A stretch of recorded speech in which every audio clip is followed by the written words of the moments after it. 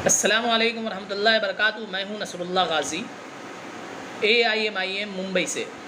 मेरे भाइयों बुज़ुर्गों, दिल्ली के जंतर मंतर पे एक आतंकवादी ग्रुप के ज़रिए छोटा सा धरना दिया जाता है और उसमें एक नारा लगाया जाता है, जब मुल्ले काटे जाएंगे तब राम राम चिल्लाएगा।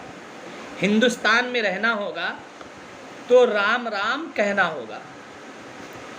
मेरे भाइयों बुज़ुर्गों दोस्तों, आप अंदाज़ा लगाइए कि जिस वक्त दिल्ली के जंतर मंतर पे ये नारा लगाया जा रहा था और जिस वक्त दिल्ली के जंतर मंतर पे वो आतंकवादी ग्रुप इकट्ठा थे, तो न वहाँ पर कोई पुलिस गई, न उस धरने को किसी पुलिस ने रोका और न उसके खिलाफ कोई एक्शन हुआ।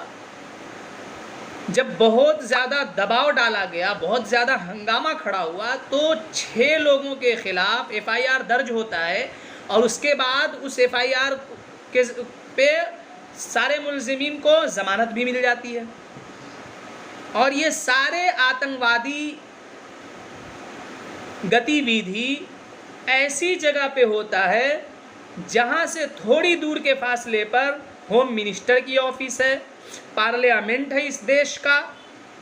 तो आप अंदाज़ा लगाइए ये किसके कहने पर ये सारी आतंकवादी गतिविधि, किसके कहने पर और कौन करवा रहा है, आप खुद अंदाज़ा लगा सकते हैं।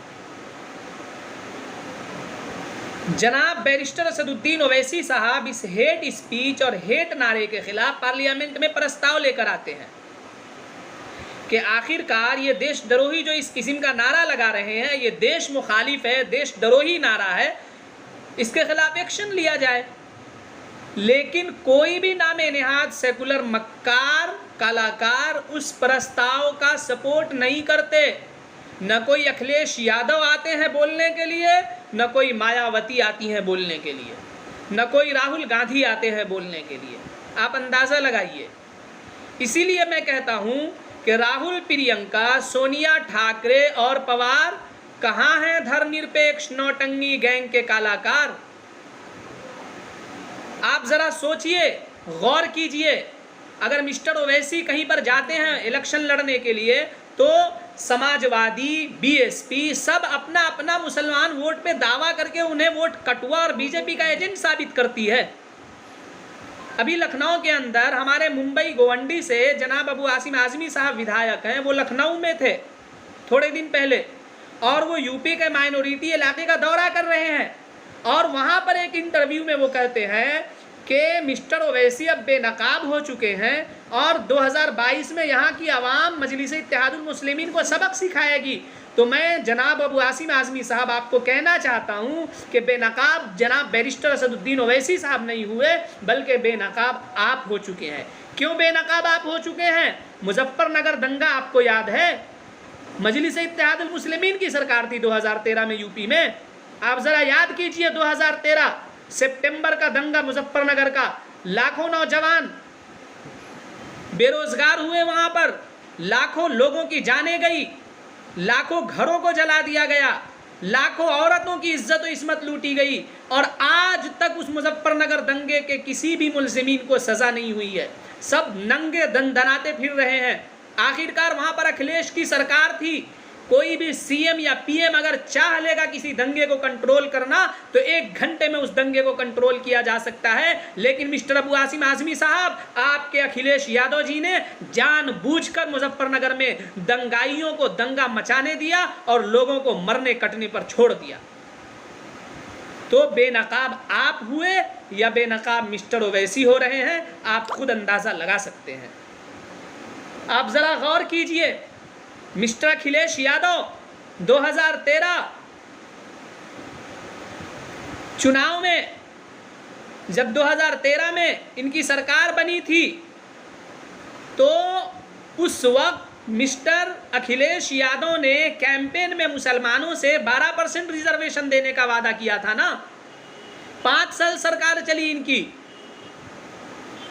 सरकार ख़त्म भी हो गई, लेकिन मुसलमानों को लॉलीपॉप दिखा के और रुखसत हो गए, लेकिन 5% रिजर्वेशन नहीं दिया इन्होंने। तो बेनकाब आप हो रहे हैं या बेनकाब हम हो रहे हैं, अब आपको अंदाज़ा हो जानी चाहिए। 2002 के अंदर गुजरात दंगे के बाद जब गुजरात का असेंबली चुनाव होता है, बीजेपी 126 सीट जीतती है, कांग्रेस 51 सीट जीतती है। आखिरकार वहां पर कांग्रेस की सरकार क्यों नहीं बनी थी? आप अंदाजा लगाइए कि समाजवादी, बीएसपी, एनसीपी, ये सारी नामे नेहाद मक्कार झूठी सेकुलर पार्टियां गुजरात में जाकर चुनाव लड़ती है।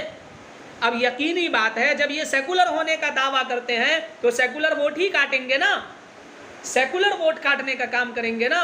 ये सेकुलर वोट काट कर कांग्रेस को नुकसान पहुंचाते हैं और फिर बीजेपी को फायदा पहुंचाकर वहां पर बीजेपी की सरकार बनाते हैं। गुजरात के 2002 में बीजेपी की सरकार बनाने में समाजवादी का बहुत बड़ा रोल था। तो मिस्टर अबू आसिम आजमी साहब, आप बेनकाब हो रहे हैं, मिस्टर ओवैसी बेनकाब नहीं हो रहे हैं।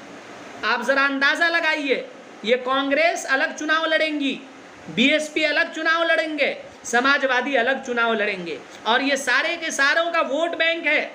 किसी का दलित मुस्लिम वोट बैंक है, किसी का यादव मुस्लिम वोट बैंक है, कोई यादव के सहारे खड़ा है, कोई दलित के सहारे खड़ा है, कोई ब्राह्मण के सहारे खड़ा है। तो इनके बीच में वोट डिवाइड नहीं होता, ये वोट कटुआ नहीं हुए।